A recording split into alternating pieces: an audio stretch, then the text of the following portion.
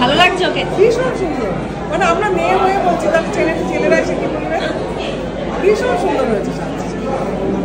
এই যে এত পাওয়া, এটাই আমার কাছে অনেক বড় ব্যাপার। মানে দিনটা সত্যি আমার কাছে স্মৃতি হয়ে থাক। তারপরে ওর ভ্যানুতে গিয়ে ওর ছবি টবি ভিডিও টিডিও নিয়ে আমি বেরিয়ে আসছিলাম। তখনও আমাকে বলে না তোমাকে খেয়ে যেতেই হবে, যত রাতই হোক যত প্রবলেমই হোক, তুমি গাড়ি নিয়ে এসছো, তোমাকে খেয়ে যেতেই হবে।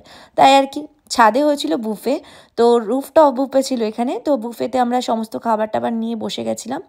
অনেকটা ঠান্ডা ছিল, কিন্তু আমি যেহেতু কাজ করে উঠেছি, সবে খুব গরম লেগে গেছিলো, তাই জন্য সোয়েটার ফোয়েটার খুলেই ফেলেছি বলতে পারো। দেখো লোকেশনটা এত সুন্দর ছিল, ওদের ভ্যানুটা ছিল ভীষণ মানে দারুণ একটা লোকেশন। এটা ছিল সোদপুরেই। সেখানে গিয়ে আমার মায়ের একটা স্কুল ফ্রেন্ডের সাথে দেখা হয়ে গেছিলো, তার সাথে আঙ্কেলের সাথে অনেকক্ষণ গল্প করেছিলাম। বেসিক্যালি ওই আঙ্কেলও আমার ভীষণ প্রশংসা করে আমার কাজের আর আমারও। তো যাই হোক, সেই দিনটা এইভাবেই কাটালাম। আজকের ব্লগ এইটুকুই। তোমাদের কেমন লাগলো সেটা অবশ্যই জানিয়ে বাড়ি চলে এলাম তারপরে। চলো বাই।